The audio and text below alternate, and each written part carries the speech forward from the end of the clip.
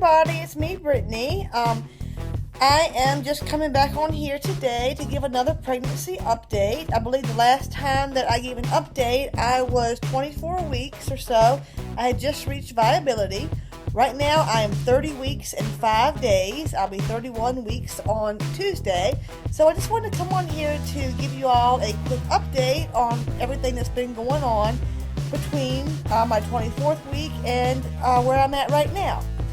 So my 24th week and my 25th week were pretty uneventful. Nothing really changed. Nothing really new happened much besides just my acid reflux continuing to get bad. My acid reflux has gotten progressively worse over the past few weeks. So I did have to start taking Zantac 150 milligrams every 12 hours. And a lot of times I need to supplement by taking Tums in between that. So it has been a little rough as far as the acid reflux goes and the GERD. I found that I need to avoid anything like super spicy and also anything with like tomato sauce in it. So that's pretty much what I've been doing to help combat my acid reflux. So my 24th and 25th week were pretty uneventful. And week 26 is where we had a really big scare. When I was exactly 26 weeks, I started bleeding bright red, and it was the scariest moment of my life. It wasn't a lot of blood, but it was enough to definitely scare me and definitely shake me up. So I ended up calling my OBGYN and was told to go to the emergency room or labor and delivery to the hospital where I planned to deliver. And it was a very scary drive over there because at that point the bleeding had stopped. But he had not kicked any. He did not kick any the whole way to the hospital.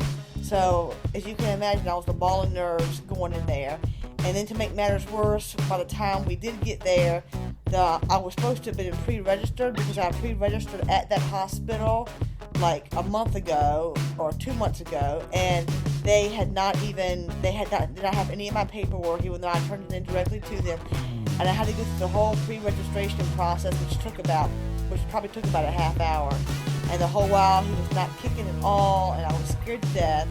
And I was having to sit there and answer all these questions before they would even check me out. So it was very, very aggravating and very nerve-wracking, to say the least. But eventually they did get me into a room, and they hooked me up to some monitors. And right away we heard his heartbeat, which was a huge relief. It was like 140 beats per minute or something like that. And at that point, I was able to rest easy and relax a lot more. And then finally, after so long, they decided to do an ultrasound on me. So I went for an ultrasound, and the actual ultrasound itself, I was not a huge fan of the ultrasound tech at all. I asked her if she saw what could have caused the bleeding, and she said she wasn't allowed to say anything, which is fine, but I mean, I know that's the rules, that's how it works. But then I said, can you tell if everything's okay or what's causing it? I kind of kept asking, and she said, I don't want to send you away freaking out, so I'm going to wait for the doctor to come in. I don't send moms away freaking out. So naturally, because she said that, I definitely did start to freak out at that point because, my fear at that point was like placental abruption or, something like that. I had no idea what could have been going on. But finally, the doctor came in, and the doctor said that they did find the cause of my bleeding, which was marginal placenta previa, which means that not full-blown placenta previa, but like partial, I guess. Full-blown placenta previa is when the placenta completely covers the cervix. And if you have full-blown placenta previa or even partial or marginal placenta previa at delivery, it's required that you have to get a C-section. So, my placenta previa was considered marginal, which means that it was within a couple centimeters of my cervix. So not completely covering it, but still pretty close. It's still something that definitely needed to be monitored. So she put me on pelvic rest, which means no lifting more than 20 pounds, pretty much taking it easy, not doing any heavy exercise, no sex, nothing like that. So I was on pelvic rest for a few weeks, and she said that more than likely the placenta previa would correct itself, but there was always that chance that it wouldn't. So at that point I went home. I was still scared, but the bleeding had stopped, so I was able to relax some, at least knowing that everything was okay and I was doing the best I could. Nothing I could have done to prevent the marginal placenta from happening. And according to the doctor, that type of previa does resolve itself. So Everything went fine until I was exactly 28 weeks. 2 weeks later, I did have another bleed, but it wasn't bright red, it was pinkish, and it was a lot less than I'd had the first time. So when I called the OBGYN, they said just to keep an eye on it and that I don't need to come back to the hospital unless it starts to pick up or if it turns bright red. And thankfully that did not happen.